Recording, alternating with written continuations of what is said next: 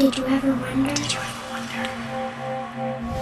I do. Did you ever wonder why the sun always rises, but the stars never fall? Why dry land is never satisfied by water? And why fire never says enough?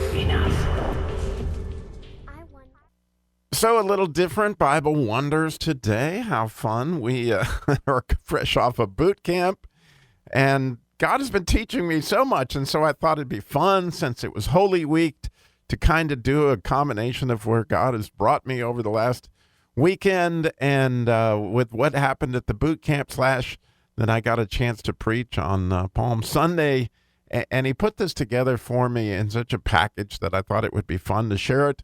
Maybe throughout Holy Week here, we'll just stick with Holy Week subjects. So today I was just going to take a 40,000-foot view of Palm Sunday, because Palm Sunday, if you look at it, is a big part of the powerful play that goes on. And so we got to do this advanced boot camp, we got to teach things that we really had never taught before. And one of mine was the lover stage of the masculine journey. And as a young man turns to a certain age, he becomes both a warrior and a poet at the same time. That he goes from this cowboy ranger kind of phase of a very young man to a teenager that begins to awaken to the lover and awaken to the warrior, and then trying to figure out what battles you should fight and all those kind of things. But don't you think it's fascinating, and I do, that springtime is a time of love and war? And isn't that always what is attacked, is the fruitfulness, right? And you think about when King David said, you know what it said when King David was tempted by Bathsheba at a time in the spring when kings go out for war. And clearly, when you think about it, the greatest battle ever fought, happened this time of year. And it started, the battle really, was afoot starting on Palm Sunday. And that battle continues every spring since. And really, when you think about it, that battle started at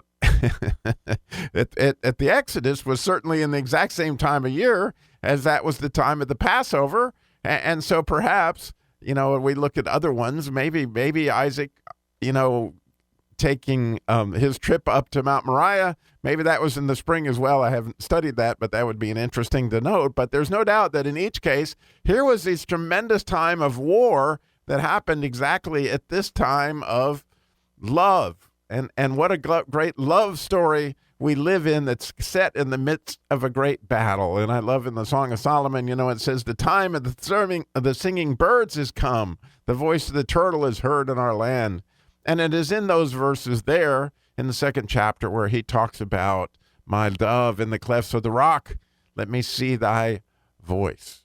Let me see thy countenance. Let me hear thy voice. Those kind of things. Again, love is connected with battle in so many different ways. And so as we talk about a few of these ideas here in the Palm Sunday, I thought it would be good to share from the lover stage of the masculine journey, as we taught about that every man, obviously when he was that age, was hopefully his father would sit him down and begin to teach him that God is going to pursue him as a lover and to emulate God's heart, and learning that to love is to give, right? Like Jesus gave his life, but also to love is to learn. If you think about that date that you went on, you were savoring, right? As your wife sat across from you at that first meeting, that you guys began to get to know each other and get to be intimate, to where you heard each other's story and you were a learner.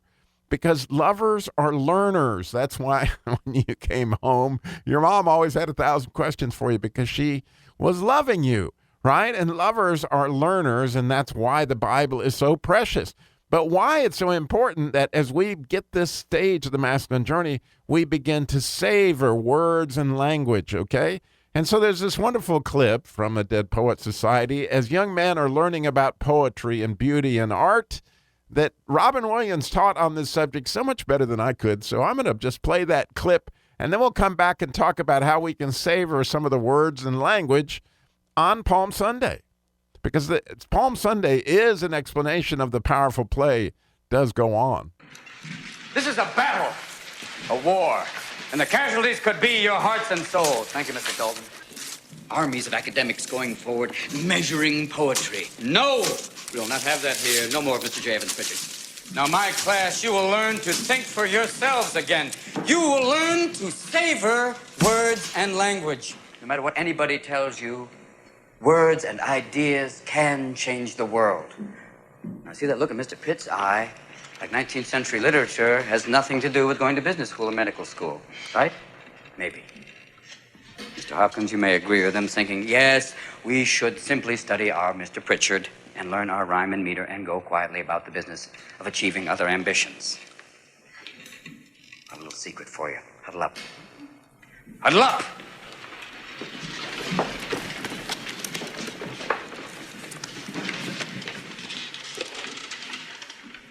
We don't read and write poetry because it's cute. We read and write poetry because we are members of the human race, and the human race is filled with passion. And medicine, law, business, engineering, these are noble pursuits and necessary to sustain life. But poetry, beauty, romance, love, these are what we stay alive for. To quote from Whitman, "O me, O life of the questions of these recurring, of the endless trains of the faithless, of cities filled with the foolish, what good amid these, O me, O life?" Answer, that you are here, that life exists and identity, that the powerful play goes on and you may contribute a verse. That the powerful play goes on and you may contribute a verse. What will your verse be? So the powerful play does go on, and it shows, in the larger story that is so evident on Palm Sunday, and I wanted to take that 20,000-foot view of the events. We're going to dig into them deeper as we go through this week. But essentially, and I'll put it in the show notes, so we're going to be talking about Genesis 49, and specifically verse 10. That's Jacob's blessing of Judah, which is very much you'll see, has everything to do with Palm Sunday, but it also has to do with the powerful play going on by all means. And Leviticus 23:40 definitely has everything to do with Palm Sunday and the powerful play going on. And of course, Matthew 21 is the triumphal entry.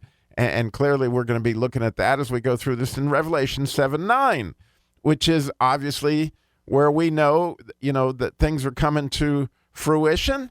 And so when you go back and you look at Genesis 49, which is really the only one we're going to talk about today, I'm just giving you the overview to saying, oh, guess what? If we're going all the way to Revelation from Genesis, you can see the whole story has to do with Palm Sunday. It really does. Because, again, just to give you the overall idea, is Palm Sunday is a representative more of the Feast of Tabernacles than it is of Easter or Passover, okay? And of course, it's all part of the same story. But again, when we finally tabernacle with the Lord in Revelation, right, you're going to see that these palm branches show up again. And everything to do with it. So when you look at Genesis 49:10 and you look at the blessing that Jacob would give to Judah, here's what it says. The scepter shall not depart from Judah, nor the lawgiver from between his feet until Shiloh come. And unto him shall the gathering of the people be. Binding his foal unto the vine, and his ass's colt unto the choice vine, he washed his garments in wine, his clothes in the blood of grapes. His eyes shall be red with wine, and his teeth white with milk. So you see the donkey story, why they had to stop in Bethphage, and which we're going to get into all that, and then we're going to get into all these donkeys. But all this has to do with that in Genesis. And oh, by the way, when it comes to donkeys, it starts way earlier than Jacob's blessing. It actually starts when Abraham takes Isaac on a donkey, right, up to Mount Moriah. And later you're going to see a donkey as Moses puts his wife and children on a donkey in Exodus. In other words, similar themes that go on throughout the scripture that all point to the idea that, right, the powerful play goes on. And so as we savor words and language, as we become lovers of God, we want to understand the story. We want to understand his heart more. And in doing so, right, we get this vision of, oh my goodness, we get to contribute a verse. The powerful play is going to go on, and he is going to return. And what great hope there is in all that. Thanks so much for listening. Did you ever wonder?